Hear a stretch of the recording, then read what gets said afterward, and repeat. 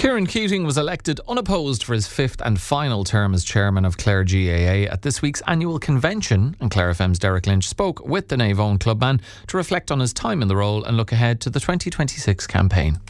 Oh, delighted to have Chairman of Clare GAA, Kieran Keating, entering his fifth and final term as Chair, Kieran. And just a little trip down memory lane. I was checking back on Facebook memories this evening. It's actually 10 years to the night since you were appointed Munster delegate on the Clare County Board. It's been a fair decade, gone quickly. It has indeed, yeah. I didn't realise it was, the end of 2015, I suppose. That sounds about right. All right, Derrick, yeah. Yes, I did 5 years, obviously, in Munster, and then I did a year as Vice Chair, and I've done 4 now, and obviously going into my 5th now. Yeah, the time moves quickly, yeah, we're getting older. Has the demands of being involved in the County Board evolved with the time that has passed?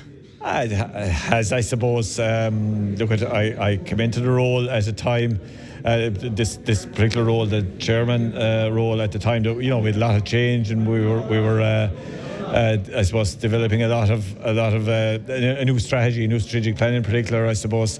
And yeah, the role of chairman and the support that's there in the office and the employed staff and so on has changed quite a bit over those few years now. But yeah, we've a good ship, I think, sailing at the moment, and with Anne-Marie coming on board now to replace Deirdre. We're still optimistic that we can continue to make improvements and continue to improve the lot for our players, for our coaches, our management teams, our volunteers at all levels within the association. We're positive and looking forward to 2026. And that being said, though, there is a real feeling among the clubs, and probably reflected in, I won't say the lack of motions, but people seem happy with the structures that are there and how things are ticking along day to day. Yeah, pretty much so, I suppose, Derrick. Now we do the structures and games motions and that in November now, as you know. So that takes some of the debate, I suppose, away from convention night.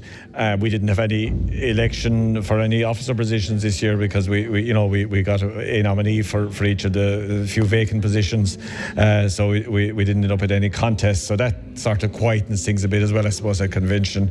There isn't such excitement or such tension as you might have of other years. But things are okay. That's not to say we can't improve and we can't do things better. And Deirdre has been excellent in the role. Deirdre Murphy has been excellent in the role of our head of operations, but there's still room for, in all of us, there's room for improvement and room for doing things better, or thinking of new ways of improving things, so that we're giving basically our players that go on the field to play the best chance to compete and to win, hopefully, and to collect silverware, but to enjoy what they do, what they play on behalf of Clare GAA. So yeah, there's always room for more and better, and improvements, slight improvements even, are all improvements. And I guess there's always that pressure of finances. We've seen costs going up across the board. It's been fairly manageable here in Clare. We haven't seen the massive increases maybe that other places have seen, but that must be a constant, month to month, week to week. Where can we keep this money coming from?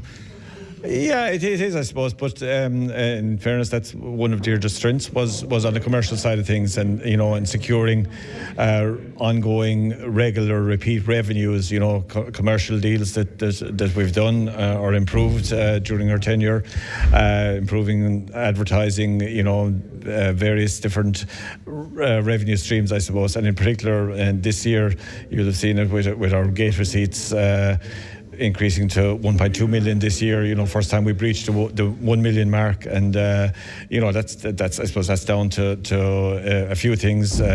Obviously, the All-Ireland win last year has brought more people through the turnstiles to see our great hurlers playing. Our footballers are also, club footballers are also getting more people going to the games, because the new rules, I suppose, in particular, have helped. People are more interested now in going to see a football game than they would have previously. So that's an improvement. But yeah, just in general terms, I suppose, trying to regularise and make consistent the incomes that we get, so that we know what we have available to spend, and we know that when we want to provide for good nutrition and good support and good physio and S&C and so on for our players, that we know that we can we have the budgets to do that from when the squad squads get back together in November, right through to when they exit the championship, hopefully around the end of July. Lots of people look back at highlights, but you highlighted a low light, if people can follow that train of thought, in your report. This Munster Football Championship seeded draw, we've spoken about it before. Can kicked down the road, but I suppose the can is still there is the problem. It is, yeah. The can is still ahead of us on the road for 2027, but at least for 2026, that seeding didn't apply. Now, we drew Kerry anyways. It happened under the old non-seeding rules, but that was obviously more likely still to happen if the seeding as had been proposed by Munster Council was brought in for this year. So that was at least a little bit of a relief that it didn't come in for this year. So we knew we were going to get a semi-final draw, and we knew we'd have 2 weeks extra after the league, which is important. When you have a league campaign where we'll be striving to get up out of Division 3 back to Division 2, that's going to be intensive. We're hoping obviously to be in the Division 3 league final and get that promotion. But if so, then the extra 2 weeks to the Munster Championship will be a help. So we'll have that next year, and then obviously it's Kerry that we face in the championship. But that's nothing to do with seeding. That's just the look of the draw, and that's the way we're happy to have it. That we're not going to divide them in semi-finals every year. Colm Collins couldn't divide them when he was there, and then since his last year, we've been fortunate that we've divided them all times now. So Paul Madden's first championship game is against Kerry, the All-Ireland champions. But isn't that great? From the point of view of giving Paul and the squad something to look forward to. They don't come any bigger than the men from the kingdom. If I can, just before we go, Kieran, a lot of demographic talk in the room here tonight as well. You're from originally, obviously, the most westerly outpost in the county, back in Naomh Eoin. It's a big issue, obviously, and there's no silver bullet for it, but it's something that's becoming increasingly aware, I suppose, in clubs, isn't it?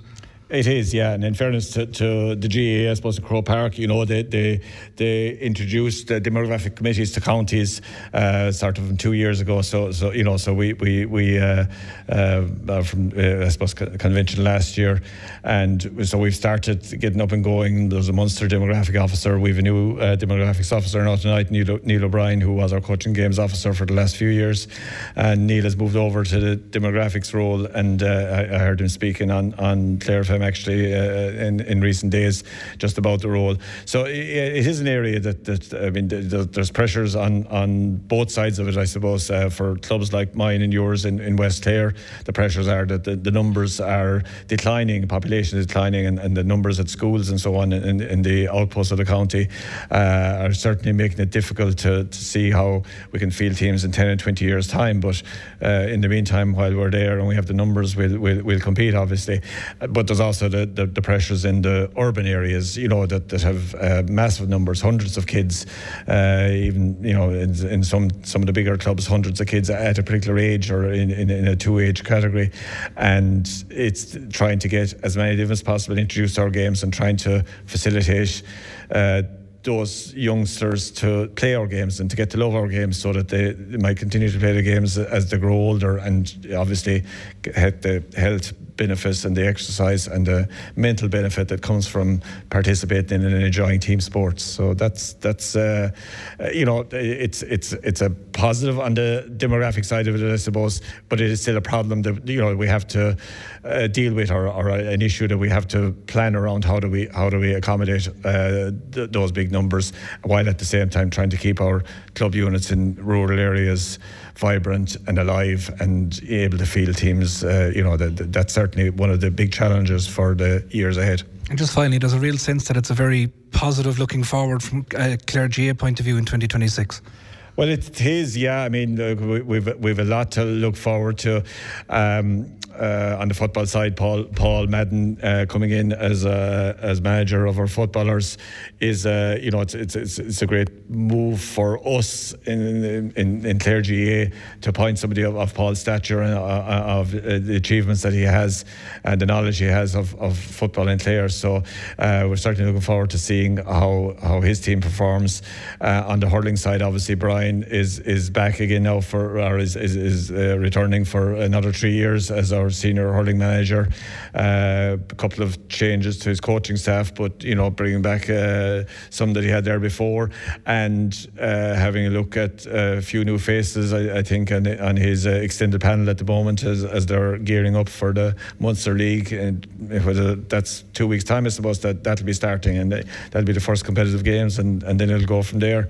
And of course, our under-20s, under Terence Fahy are the minor winning team of 2023, or the bones of it anyway. Most of the players from that, so we've lots to look forward to. Obviously, Gerald Conlon with the minors, Joe Hayes with the minor footballers, and Dermot Coughlin with the under-20 footballers also.